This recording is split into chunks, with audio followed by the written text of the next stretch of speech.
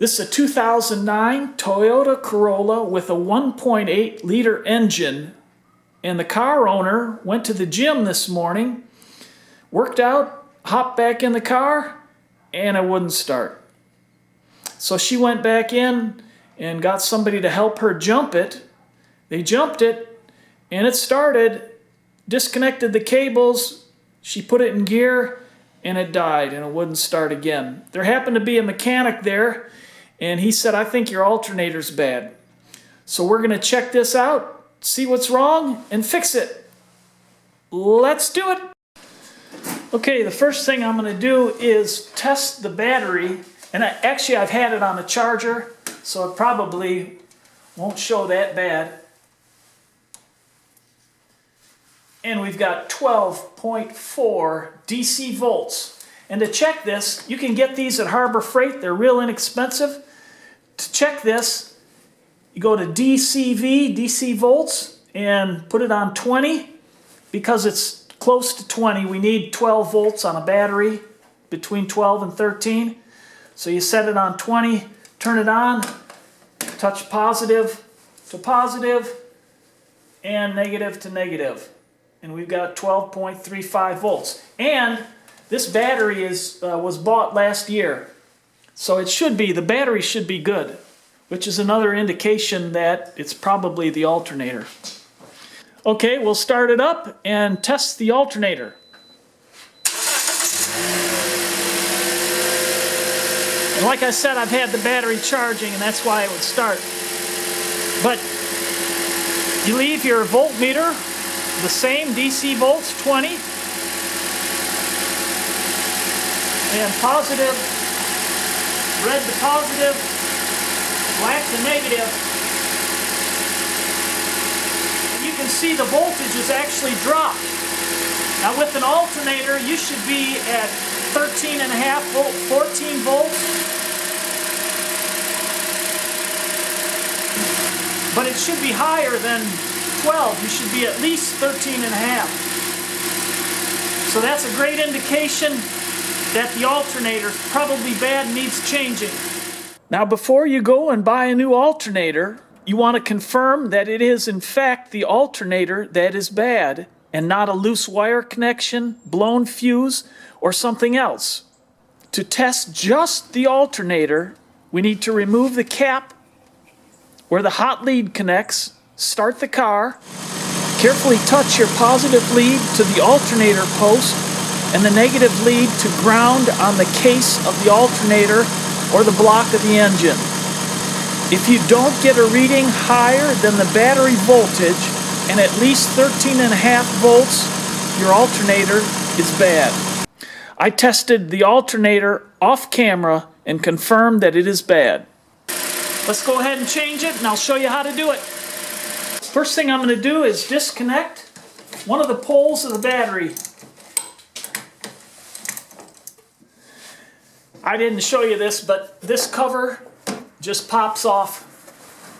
There's 4 pins. Actually, yeah, 4 pins, and it just snaps in. Got to pop that off, and our alternator is right here. All right. We've got to disconnect the wiring from the alternator, and this harness here has a little tab that you push in right here on the end. It pulls that flap out and releases it so you can pull that off. Now this here is just a plastic snap-on cap, and sometimes it helps to push it that way just a little bit and pull it out. It's just plastic, so you want to be careful with that. You might have to use a little persuasion. Like I said, it snaps on there, but I just want to be careful so I don't break it. And that gives you access to this nut here. Take that off and we can get this harness moved.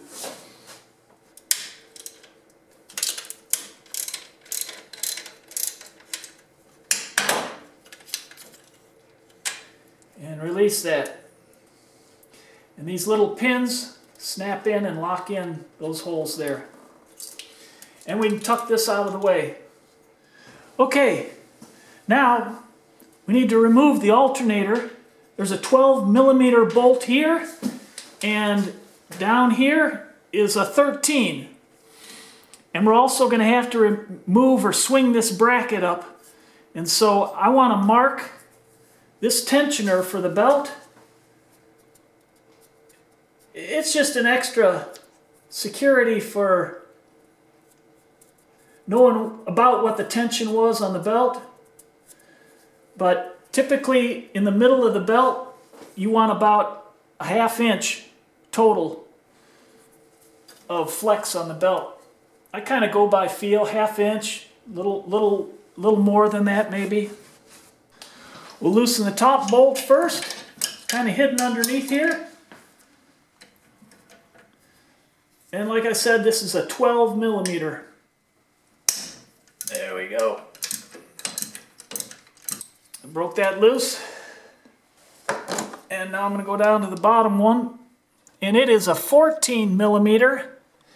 And it's just below the pulley towards the front of the car.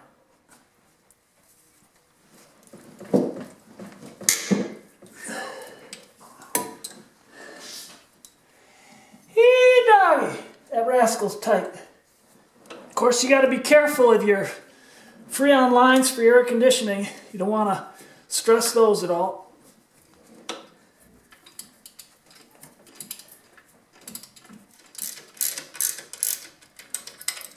Take a little tension off the belt. This is the belt tensioner here. Of course, that bolt's got to be through there and then through the slot.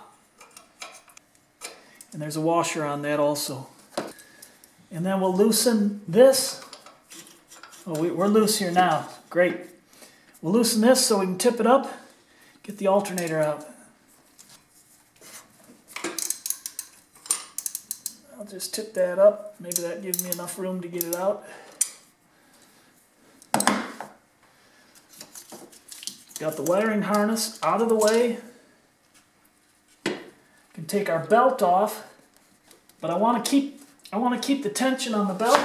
Okay, so I don't have to re-thread the belt. There aren't a lot of pulleys here. There's just the compressor for the air conditioner and the crankshaft pulley.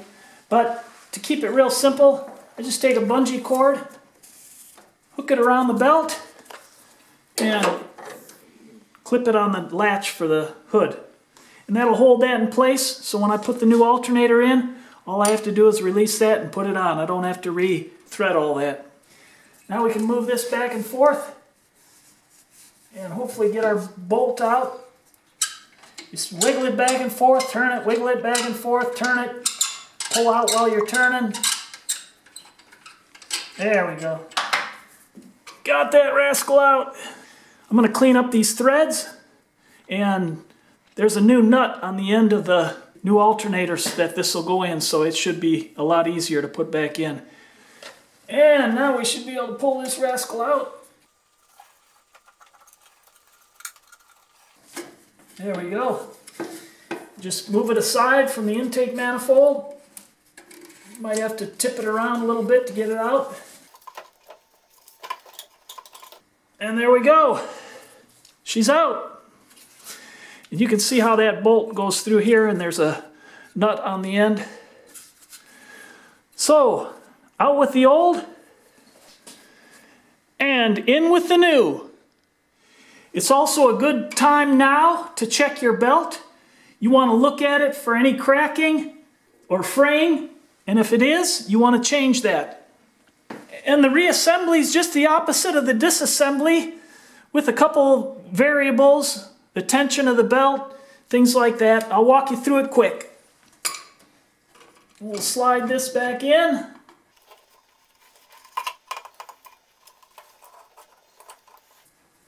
And we'll slide our bolt back in. You can kind of rest the alternator there and get that bolt started sliding through there. And you can see right where that bolt and that mounting plate are. We wire brushed that bolt off and also put some WD-40 on it just to clean it up real good, so we don't have to fight that thing back in.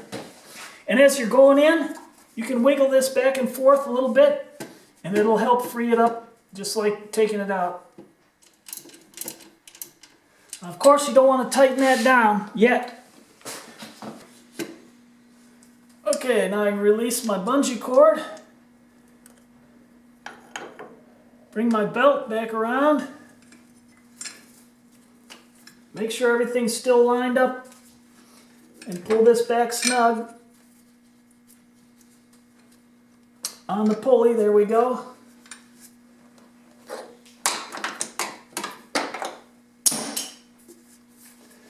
And don't forget to run your bolt through this bracket and then into the mounting spot on the alternator.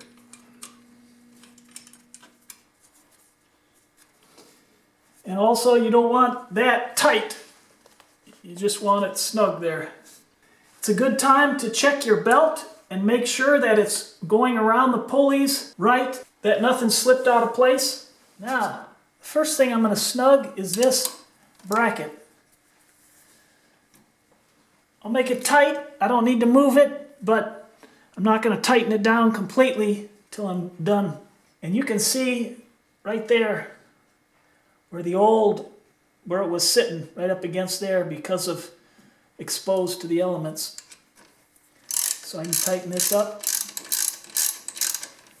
And our belt is real loose right now. So this is going to tighten our belt up.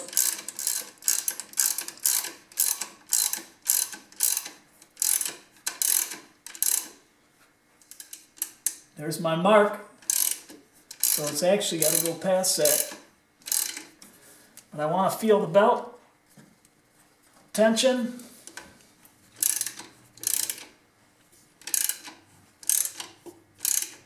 That's just about it on the mark. Let's see how that belt is. Feels good. You don't want it too tight, you don't want it too loose. That's good right there. Right where it was. So that's good to put those marks there. Now we've got everything in place. We can tighten everything down. On the bottom bolt, you want it snug before you set the tension, but not tight where it can't move.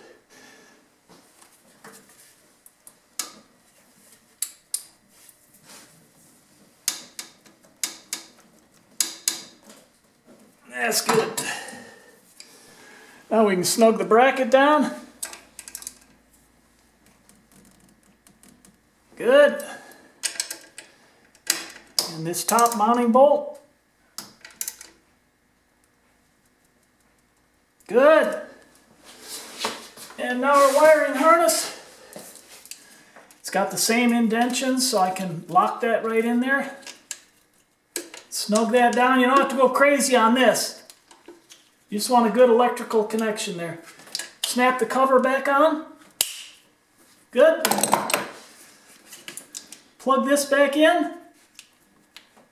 Good. You'll hear a little snap when it's secured.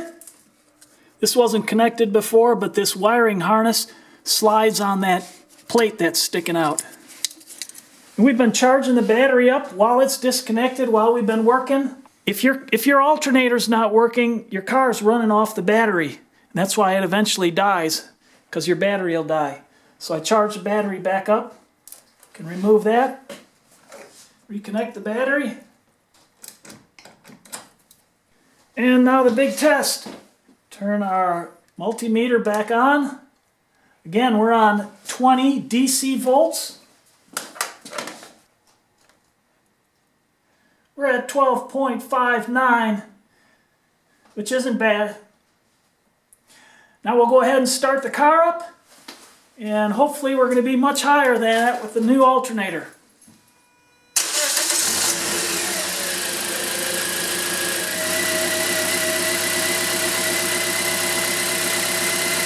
Hey!